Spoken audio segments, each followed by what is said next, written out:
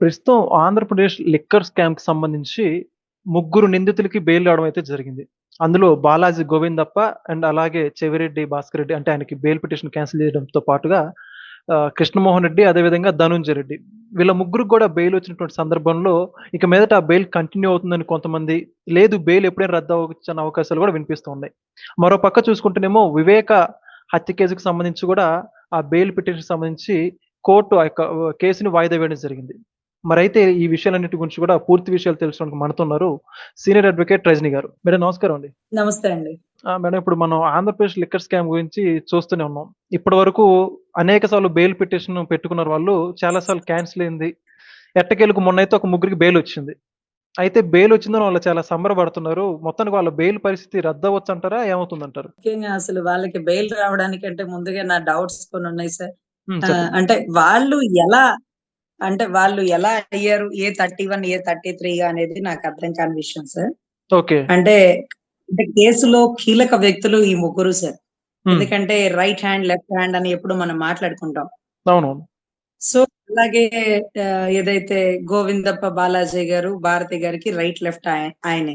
అవును. ఎందుకంటే chartered accountant అంటే అసలు మెడిసిన్ కంటే చాలా కష్టమైనటువంటి సబ్జెక్ట్. అవును. అది వారు ఏదైతే గోవిందప్ప బాలాజీ గారు చదివిన వయసులో హ్మ్. అంటే ఏ సంవత్సరంలో అయితే వాళ్ళు పాస్ అవుట్ అయినారో అప్పుడు చాలా డిమాండ్ ఉన్న సబ్జెక్ట్, చాలా క్రిటికల్ సబ్జెక్ట్. వాళ్ళకుండే నాలెడ్జ్ హై నాలెడ్జ్ అన్నమాట. ఓకే. అదే టైంలో కదా మన విజయసాయి రెడ్డి గారు కూడా చార్టర్డ్ అకౌంటెన్సీ. అవునవును. సో అంత నాలెడ్జ్ ఉన్న వ్యక్తులు భారతి గారికి లెఫ్ట్ హ్యాండ్, రైట్ హ్యాండ్ గా ఉంటూ హ్మ్. భారతీ సిమెంట్ కి సంబంధించి లేకపోతే సాక్షి మీడియాకి సంబంధించిలో వారి పాత్ర కీలకంగా ఉంటుంది. ఓకే. అవును. అదే రకంగా మనకి చూస్తే ఇక్కడ ఆర్‌డీఓ క్యాడర్ స్థాయి అన్నమాట. నాకు తెలిసి ఆయన ఎవరంటే కృష్ణమోహన్ రెడ్డి. అవును. ధనుంజయ్ గారు గాని, కృష్ణమోహన్ గారు గాని. హ్మ్. వీళ్ళందరూ ఏమి ఐఏఎస్‌లు, ఐపీఎస్‌లు ఏం కాదండి. ఎందుకంటే అంత నాలెడ్జ్ ఉన్నోళ్ళు ఆచితూచి అడుగు వేస్తారు. ఓకే. సో వీళ్ళు ఎందుకనో మరి తప్పు చేయాలని ఫిక్స్ అయినారు. దావూద్ ఇబ్రాహీం లాంటి వారికి లేకపోతే మోనికా మెనికా బెడినో మోనికా అవును. బెడి లాంటి వాళ్ళకి సో పాస్‌పోర్ట్‌లు తయారు చేసినటువంటి ప్రబుద్ధులు వాళ్ళే అండర్ వరల్డ్ డాన్. హ్మ్. అండర్ వరల్డ్ డాన్ కూడా ఆహ్, ఫెసిలిటీస్ మనం కల్పించినామంటే మనం ఎంత గొప్పవాళ్ళం. అదేలెండి. అదే నాకు ఆశ్చర్యం అవుతుంది సార్. ఎందుకంటే హ్మ్. వాళ్ళే ఎంతో మందిని లేపేస్తారు. వాళ్ళే ఎంతో మందికి ల్యాండ్ కబ్జాలు అవి సహాయాలు ఎవరో చేసేస్తుంటారు. హ్మ్. కానీ అలాంటి వాళ్ళకి సహాయం చేసే అవకాశం అందున ఆంధ్ర రాష్ట్రంలో అందున జగన్ రెడ్డి గారికి వచ్చింది అంటే అది నిజంగా చాలా ఆశ్చర్యం అండి. Whatever it may B. అంటే అప్పటినుంచే ఇప్పుడు దావూద్ ఇబ్రాహీం గర్ల్ ఫ్రెండ్ కి సహాయం చేస్తే దావూద్ ఇబ్రాహీంకి సహాయం చేసినట్టే. హ్మ్. దావూద్ ఇబ్రాహీం గారు అడిగితేనే వీరు సహాయం చేసినవారు. అంటే అదే ఈ గదండీ. సహాయానికి ప్రతి సహాయం ఎప్పుడో ఆయన తీసుకొని ఉండుంటారు. ఎందుకంటే అండర్ వరల్డ్ డాన్ దేశాలకి డబ్బులు మార్ఫింగ్ చేయడానికి, పంపించనీకి హ్మ్. అదంతా ఒక ట్రేడింగ్ అన్నమాట. అంటే సో ప్రతిఫలం లేకుండా అటువంటి జేయలేదంటారా? వ్యక్తులని హుహు. సార్. ప్రతిఫలం లేకుండా ఏం జేయరంటారా వీళ్ళు? సార్ ప్రతిఫలం ఆశించకుండా అది కాదంబరి జత్వాని గారి కేసులో జిందాల్ గారికి మన ఆంధ్ర రాష్ట్రం మళ్ళీ సహాయం చేసిద్దా అండి? అదే గదా! ఏంటో అసలు ఆ ప్రతిఫలాలు కూడా చాలా దారుణంగా ఎక్స్‌పెక్టేషన్‌లు ఉంటాయి. ఏవో హ్మ్. డబ్బులో, భూమిలో అంటే కక్కుర్తి పడితే ఓకే పోనీలెబ్బా కక్కుర్తి అనుకోవచ్చు. హ్మ్. కానీ ఆంధ్ర రాష్ట్రానికి కూడా వారి ముందు తాకట్టు పెట్టి పరిస్థితికి దిగజారుస్తారు ఈ వ్యవస్థని. సో హ్మ్. ఇటువంటప్పుడు ధనుంజయ్ గారు, కృష్ణమోహన్ గారు వీళ్ళిద్దరు. ఓకే. అటు చూస్తే గోవిందప్ప బాలాజీ గారు. నాకు తెలిసి వీళ్ళు ముగ్గురే కేసులో కీలకం అండి. మిగతా హ్మ్. వాళ్ళందరూ చెంచాలు, గెరిట్లు. వీళ్ళేం చెప్తే అది చెయ్యాల. హ్మ్. కానీ వీళ్ళ నంబర్ ఏంటో ఏ 31, 32, 33 వచ్చిందని నాకు ఆశ్చర్యం అవుతుంది. ఓకే. అంటే ఇన్ ద ప్రాపర్ ఇన్వెస్టిగేషన్‌లో ఎట్లుంటుందంటే హ్మ్. ఆహ్, ఎప్పుడు పట్టుకున్న వాళ్ళని అప్పుడు అరెస్ట్ చేసేసి నేమ్స్ ఏసేస్తారు. ముందు పట్టుకున్న వాడిని ఏ1, తర్వాత పట్టుకున్న వాడిని ఏ2, ఏ3, ఏ4 అలా రాసేసుకుంటూ వెళ్ళిపోవడం సర్వసాధారణం. ఓకే. తర్వాత ఇన్ ద ప్రాపర్ ఇన్వెస్టిగేషన్ హ్మ్. కేస్ స్టడీలోకి వెళ్ళాక అరెరే! ఈ ఏ31గా ఉన్న పాత్ర ఏ1 లేకపోతే ఏ32ది ఏ సెకండు, ఏ33ది ఏ3 ఇవన్నీ మారిపోతుంటాయి. అంటే వాళ్ళ రోల్‌ని బట్టిచ్చి కానీ వాళ్ళ చార్ట్ వీళ్ళకి షీట్‌గా మారుతుందన్నమాట. మారాలి సార్. మారాలి. ఎందుకంటే వీళ్ళ పాత్ర కీలకం. ఇప్పుడు వీళ్ళు బెయిల్ మీద బయటికి వెళ్ళిపోయారంటే దాని అర్థం ఏంటంటే వీళ్ళు స్క్రిప్ట్ రచయితలు. ఓకే. రేపు జగన్ గారు ఏం మాట్లాడాలనేది, కోర్ట్‌లో ఏం ఎవిడెన్స్ పెడాలనేది ఇది ఇలా ఇరుక్కుంటామని వాళ్ళ పని చేసేటప్పుడే తెలుస్తది. హ్మ్. ఇలా ఇరుక్కున్నప్పుడు ఎలా తప్పించుకోవాలో దానికి ఆన్సర్ కూడా వాళ్ళు ముందే రాసేసుకొని ఉంటారు. అంత ఎక్స్‌పర్ట్స్ వాళ్ళు. ఓకే. సో, అటువంటి వాళ్ళు బయటికొదిలారు అంటే దాని అర్థం ఏంటంటే, ఇక జగన్ గారిని అరెస్ట్ చేయడం మన వల్ల కాని పని అనేది నాకు అర్థమవుతుంది సార్. ఎందుకంటే హ్మ్. ఈ ముగ్గురు బయటికెళ్ళినారంటే ఆహ్, వాళ్ళు ఆన్సర్స్ రెడీ చేసేసుకుంటారు. మనం అంటే సీఐడీ ఏం క్వెషన్స్ అడిగింది, సిట్ ఏం క్వెషన్స్ అడిగింది, హ్మ్. మీరిలా చెప్పండి చాలు. అసలు ఓకే. మనము ఏ లిక్కర్‌కి పర్మిషన్ ఇచ్చిందే లేదు. మీ హ్మ్. సంతకం ఏ లిక్కర్ దాంట్లోనూ లేదు. ఈ 2 ప్రొవిజన్స్‌లో మిమ్మల్ని అరెస్ట్ చేయడానికే లేదు. ఓకే. ఇవన్నీ ఆరోపణలు, హ్మ్. ఇవన్నీ నిందలు అని మనం చెప్పొచ్చు. హ్మ్. అంటూ వాళ్ళ దగ్గర సమాధానాలు ఎప్పుడో రెడీ చేసేసుకొని ఉంటారు సార్. ఎందుకంటే మేము యాస్ అన్ అడ్వొకేట్ మాకు మర్డర్ చేసే క్లయింట్ హ్మ్. "అరె! ఎలా చేసావయ్యా బాబు ఇరుక్కుపోతావు కదా!" అంటే "అట్లా ఎట్లా చేస్తానండి అక్కడున్న కత్తి నేను తీసుకొచ్చేసినాలే. ఆ వేలు ముద్రలేం లేకుండా గ్లౌజులేసేసుకున్నాలే" అంటే వీళ్ళే ఎక్స్‌పర్ట్స్. ఓకే. చాలా అదేలెండి. దారుణం. "నువ్వే హ్మ్. నడి రోడ్‌లో పొడిచేసినావయ్యా" అంటే "అక్కడ కెమెరాలేమి లేవులెండి.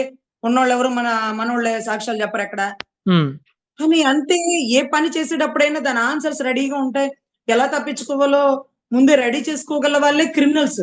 హ్మ్. ఇది అవును. వాళ్ళు చెప్పింది విని రాసుకుని కేసులు వాదించడమే గాని, మాకు ఆలోచించే అవకాశం, మా సలహాలు తీసుకునే అవకాశంలో కూడా వాళ్ళు ఉండరండి. హ్మ్. వాళ్ళు అంత ఎక్స్‌పర్ట్స్. ఓకే. సో, ఇటువంటి పరిస్థితుల్లో ఇది కూడా అందరు లాయర్‌లు, అందరు ముద్దాయిలు కాదండి. పాపం ఎక్స్‌పర్ట్స్ లాయర్‌లు, ఎక్స్‌పర్ట్ ముద్దాయిలే ఇలా ఉంటారు. So, okay. ఎనీవే ఇక్కడ వీళ్ళు బెయిల్ మీద బయటికొస్తున్నారంటే మళ్ళీ కేసుని తారుమారు చేస్తారు. ఎందుకంటే, వివేకానంద రెడ్డి గారి కేసులో కూడా మనం ఎన్నో మార్లు బెయిల్ ఇచ్చేసి బయటకొచ్చేస్తే వీళ్ళు కేసుని తారుమారు చేసేస్తారు అనేటటువంటి ప్రబుద్ధులండి. వీళ్ళకి బెయిల్ ఎలా వచ్చిందో నాకు అర్థం కావట్లేదు కానీ, హ్మ్. ఇంతలా కోడికత్తి గాయంతో 4 ఏళ్ళు పాపం ఆ దళిత బిడ్డకి బెయిల్ రాలేదండి. అవును. అతను బయటకొస్తే సాక్షుల్ని తారుమారు చేస్తారంట. హ్మ్. సాక్షులేమన్నా అల్లాటప్పా అండి రాష్ట్ర సీఎము? అదే గదా! సాక్షులేమన్నా అల్లాటప్పా అండి సాక్షి పేపర్ ఓనరు? హుహుహు. ఆయన్ని తారుమారు చేసేస్తారండి. పాపం దళిత బిడ్డ బెయిలేసుకోవడానికి డబ్బులు కూడా లేదు. హ్మ్. అటువంటి పరిస్థితిలో ఉన్న వ్యక్తులు.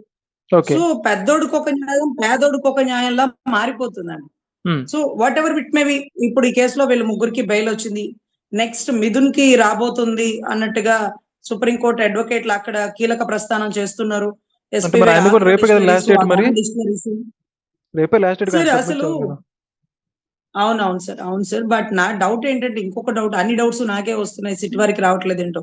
అదేనండి. విజయసాయి రెడ్డి గారు కీలక పాత్ర అంటే మిథున్ గారెంతో, విజయసాయి గారంటే వాళ్ళిద్దరు ఎంపీలు. హ్మ్. వాళ్ళిద్దరు ఎస్‌పీవై ఆగ్రో డిస్టిలరీస్ ఒకళ్ళైతే ఆదాన్ డిస్టిలరీస్‌కి ఓనర్‌లు ఒకళ్ళు. హ్మ్. సో, మరి ఇతన్నెందుకు వదిలేసినారు? ఈ అదే గదా! ఆదాన్ డిస్టిలరీస్, ఎస్‌పీవై అంటే నాకు అర్థం కాదేంటంటే ఇతనేంటంటే సగం బట్టలు విప్పుతాను, పూర్తిగా విప్పుతాను. నా దగ్గర అన్ని నిజాలు తెలుసంటాడు. ఏమి చెప్పడు. హ్మ్. సో, ఇతన్ని లోపలేసి పాపం ఏదన్నా సాక్ష్యాలు మనం తీసుకోవచ్చు అంటే ఇతన్ని ఇంతవరకు కస్టడీలోకి తీసుకోలేదు. ఇంటరాగేషన్ చేయలేదు.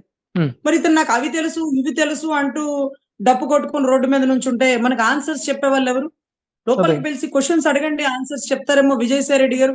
ఇందాక నాకు చార్టర్డ్ అకౌంటెంట్ అంటే చాలా ఒక మంచి గుడ్ విల్ అండి.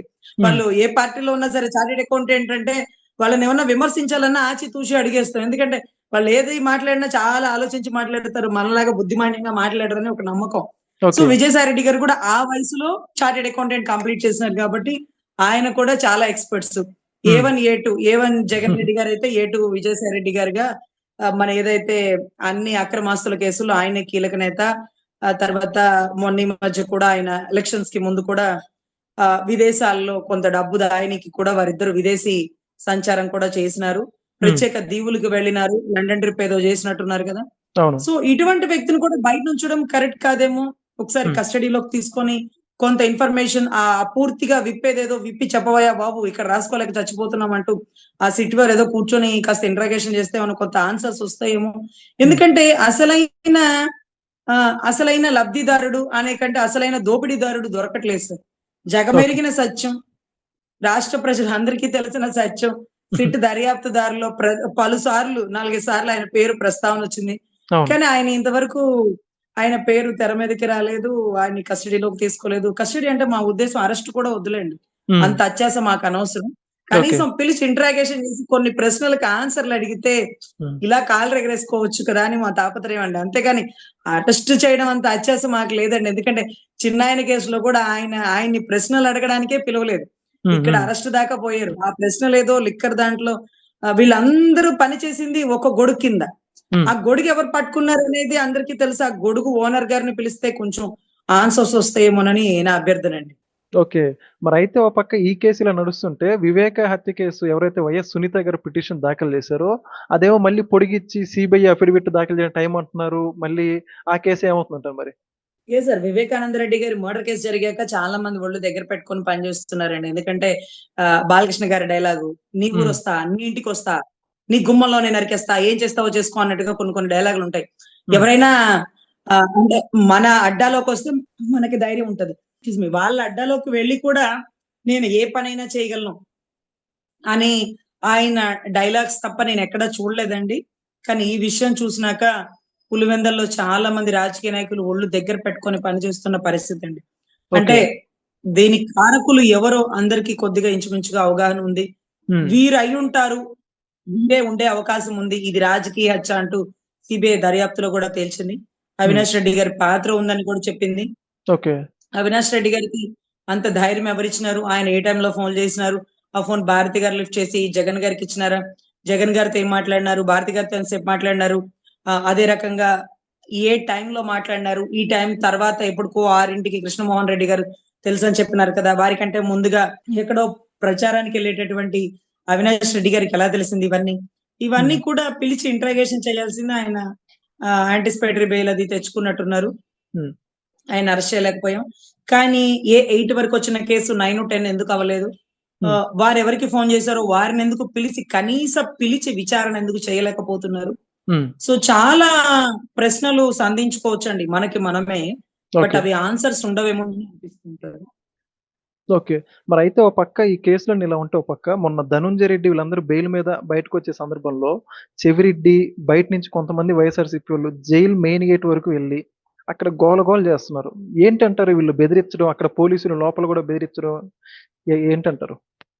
సార్ వీళ్ళు గేట్ దాకా వెళ్లారు అంటే పోలీసుల నెగ్లిజెన్సీ అని అనుకోవచ్చు. హ్మ్. కానీ చెవిరెడ్డి భాస్కర్ రెడ్డి గారు కూడా గేటు అంటే ఎంట్రన్స్ గేట్ దగ్గర ఒక చిన్న కిటికీలాగా ఉంటది. ఓకే. సినిమాల్లో చూస్తుంటారు. హ్మ్. హ్మ్. ఎందుకంటే ఎవరు జైలుకెళ్లరు కాబట్టి చెప్తున్నాను. అదేలెండి. సినిమాల్లో చూస్తారు. ఆ హ్మ్. కిటికీ దగ్గరకి ఆయనొచ్చేసి ఆయన అక్కడ కూడా ఆయన పెర్ఫార్మన్స్‌కి ఎస్ఎంఎస్ రిక్వెస్ట్ పెడుతుంటే నాకు చాలా ఆశ్చర్యమైందండి. ఎందుకంటే ఎవరినైతే జైల్లో నుంచి బయటకొదులుతారో వారిని మాత్రమే పిలిచి వారి వేలు ముద్రలేసుకొని వారి ఆధార్ కార్డ్‌లు లేకపోతే వారి సిగ్నేచర్‌లు అవన్నీ కలెక్ట్ చేసుకొని హ్మ్. వారికి బట్టలు మార్చి వారిని మాత్రమే బయటికి తీసుకొస్తారు. ఓకే. కానీ బయటికొచ్చింది ఒకళ్ళు.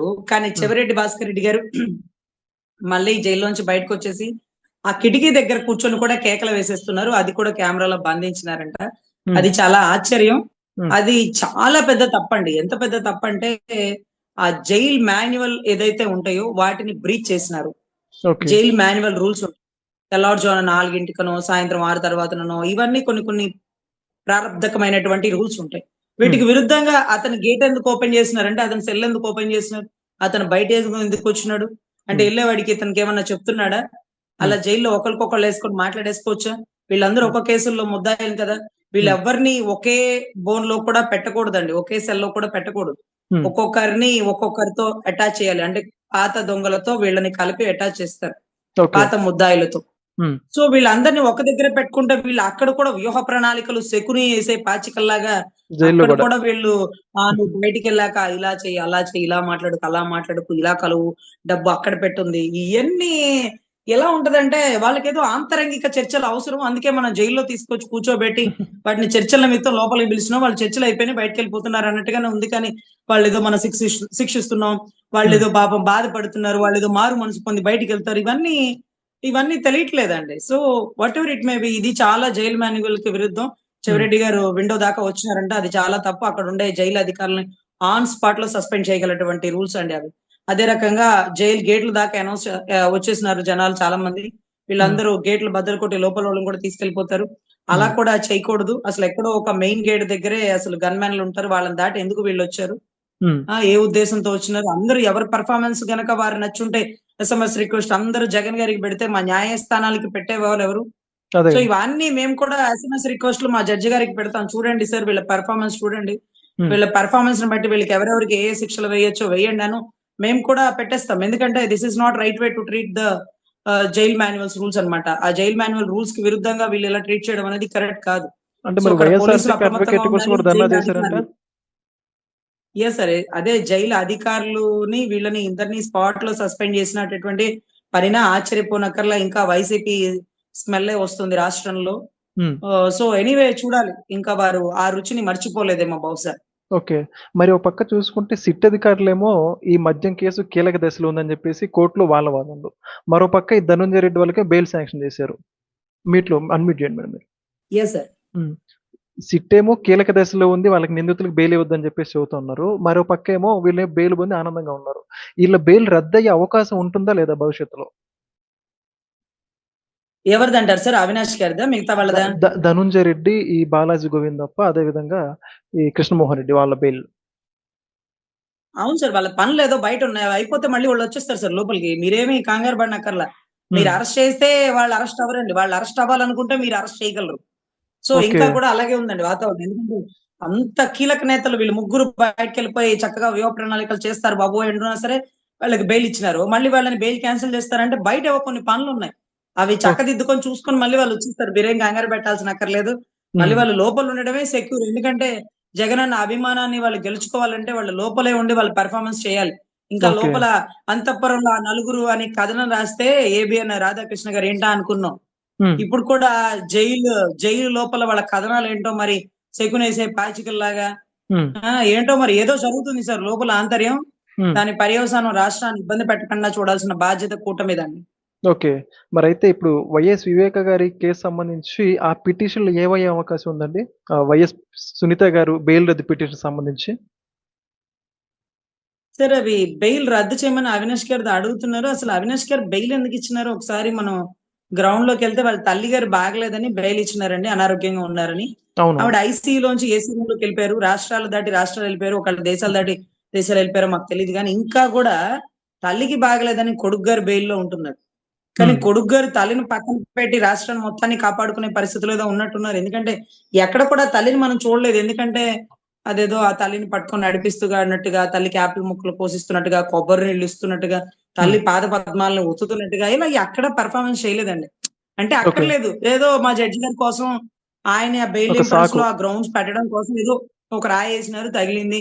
ఇంక తర్వాత పక్కన పడేసినారు. నిజంగా వాళ్ళ అమ్మగారు ఎలా ఉంటారో కూడా స్టిల్ ఈ రోజుకి మాకు తెలీదండి. హ్మ్. అంటే ఆవిడ ఎలాగుంటారు? ఆవిడ పెద్దావిడ, ఆవిడ చిన్నావిడ, ఆవిడ హ్మ్. నడవగలుగుతుందా? ఆవిడ ఓపికుందా? హైట్‌గా ఉందా? పొట్టిగుందా? ఇవేం మాకు తెలీదు. ఎందుకంటే ఎక్కడ ఎక్కడ బయట మాకు గూడా చూపించలా. కనపడలేదు గదండీ ఆవిడ. కానీ అవునవును. Media yes sir. Yes sir. Media చూపిస్తేనే మాకు కనపడతది. అవును. వాళ్ళ మీడియా తప్ప ఏ మీడియా లోపలికి వెళ్ళడానికి లేదు. మీడియా ఏంటి sir? CBI Vishwabharati hospital gate Kurnool. బయటికెళ్ళి ఒక చిన్నపాటి నోటీస్ ఇవ్వడానికి లేకపోయింది సార్. అరెస్ట్‌కంతే అసలు అరెస్ట్ అనే పదం మీరు వాడకండి సార్. నాకు చాలా బాధగా ఉంది. పెద్ద డ్రామా చాలా జేశారు భయంగా గదండీ కూడా అప్పుడు. ఉంది. ఎందుకంటే అదే సార్ ఇప్పుడు అరెస్ట్ దాకా పోయినారు. అసలు ఒక చిన్న నోటీసు సీబీఐ వాళ్ళు మేము లోపలికొచ్చి మీ అమ్మగారిని చూసి మీకు ఈ నోటీస్ ఇస్తామంటే, "నువ్వెవరు చూడనీకి మా అమ్మని? నువ్వెవరు ఇవ్వనీకి నోటీస్? ఆ గేట్ కాడ ఇచ్చిపో" అని హ్మ్. ఎండాకాలంలో పెద్ద పెద్ద కూలర్‌లు పెట్టుకొని, షామియానాలేసుకొని వాళ్ళు చేసిన వీరంగం వర్ణనాతీతం సార్. హ్మ్. నోటీసే ఇవ్వలేకపోయారు. సీబీఐ వారు హ్మ్. ఈ ఆంధ్ర రాష్ట్ర పోలీసులు అరెస్ట్ చేస్తారంటే మాకైతే నమ్మకాలు లేవు సార్. ఎందుకంటే వాళ్ళ గవర్నమెంట్‌లో ఉన్నప్పుడు వాళ్ళు హుందాగా ఉంటున్నారు. హ్మ్. కూటమి గవర్నమెంట్‌లో ఉన్నప్పుడు వాళ్ళు హుందాగా ఉంటున్నారు. వాళ్ళ ఓకే. మీద చెయ్యలేకపోతున్నాం. వాళ్ళని చేత్తో పట్టుకొని లాక్కొని లోపలికి వేయలేకపోతున్నాం అంటే, అసలు ఏంటి పరిస్థితి అనేది ఇంకా అర్థం కావట్లేదండి. అంటే justice delayed is justice denied అంటుంటారు కదా! అది వీళ్ళకి వర్తించదంటారా వీళ్ళకి? ఏమో సార్ ఈ డిలే అయితే బానే ఉంటది కానీ, ఇంత డిలే అయితే అంటే అది తెగే కొద్దీ లాగిద్ది అంటే అంటే సాగదీసే కొద్దీ తెగే కొద్దీ అంటే సాగదీసే కొద్దీ తెగిద్దంటారు చూడండి. ఎక్కువ అవును. సాగదీస్తున్నారు. హ్మ్. మరెప్పుడు తెగుతుందో మాకు తెలియట్లేదండి. ఎందుకంటే ఇంకా, ఇంకా అంటూ వాళ్ళు బెయిల్ మీద బయటికే ఉంటున్నారు. హ్మ్. అరెస్ట్ చేయాల్సినోళ్ళని అరెస్ట్ చేయలేకపోతున్నాం. బెయిల్ ఇవ్వకూడని వాళ్ళకే బెయిల్స్ ఒస్తున్నాయి. ఓకే. ఎందుకంటే అవినాష్ గారికి బెయిల్ వచ్చిందండి. అవినాష్ గారి తండ్రి గారికి రాలేదు చూసినారా అప్పట్లో? అవినాష్ అవునవును. గారి తండ్రి గారు భాస్కర్ పాపం రెడ్డి. వృద్ధులు వృద్ధులు భాస్కర్ రెడ్డి గారు ఇప్పుడు తల్లి మీద కొడుకు ప్రేమ కంటే భర్తకి, భార్యకి మధ్య ఎఫెక్షన్ ఎక్కువ ఉంటది కదా! ఎందుకంటే పిల్లలు చదువు నిమిత్తం విదేశాలకు వెళ్ళిపోయిన భార్య, భర్త చివరి వరకు కలిసుంటారు. మరి వారి అవునవును. భార్య గారికి బాలేదని భర్త గారికి బెయిల్ ఇవ్వలేదు కానీ, పైగా మరి వృద్ధాప్యంలో. తల్లి గారికి బాలేదని కొడుకు గారికి బెయిల్ వచ్చేసింది. అదే నాకు ఆశ్చర్యం అవుతుంది. ఎట్లాగో ఈసారి మేము బెయిల్ ఎసేటప్పుడు ఇలా కూడా గ్రౌండ్స్‌లో వేసుకోవచ్చు. హ్మ్. వాళ్ళ అమ్మగారు ఐసీయూలో ఉన్నారండి. అందుకే బెయిల్ ఇచ్చేయండి అంటే, అదేదో సినిమాలో చూస్తాం బెయిల్ ఇచ్చేయండి అని నోడుతున్నట్టు. అవునవును. అట్లాంటి పరిస్థితుల్లో ఎలా ఇస్తామమ్మా బెయిల్ అంటే, అదేంటిది అంత పెద్ద కేసులో అవినాష్ రెడ్డి గారికి బెయిల్ ఇవ్వాలా? ఆళ్ళ అమ్మగారికి బాలేదని. హ్మ్. ఈవిడ కూడా ఐసీయూలో ఉంది. ఇచ్చేయండి. అంటే ఇస్తారా? ఇవ్వరా? అనేది ట్రయల్స్ వేయాలండి. ఏదైనా పెద్ద పెద్ద కీలక కేసుల్లో హ్మ్. రిలేటెడ్ జడ్జ్‌మెంట్స్ అంటాం. అదిగో ఆళ్ళకిచ్చినారు కదా! అలాగే ఇవ్వండి. ఇంక ఇలాగే మీరే చేసినారు కదా! చూడాలండి. ఇలాగే ఇవ్వండి అనుకుంటాం. మీ తదుపరి అడుగుతారు సార్. కేసులేమన్నా ఉంటే ఇలాంటివి ఎందుకంటే చూడాలింకా. ఎప్పుడు అలాగే అడుగుతాం సార్. మేము అడిగే విధానం కూడా అంతే. రిలేటెడ్ కేసులు, రిలేటెడ్ జడ్జ్‌మెంట్స్ పెట్టే బెయిల్ అడుగుతాం. హ్మ్. అందరూ ఈ కేసు, ఈ బెయిల్ అడుగుతారు. నాకైతే ఇక తెలీదండి. థాంక్ యూ అండి. నమస్తే. Please subscribe to Leo News for more videos.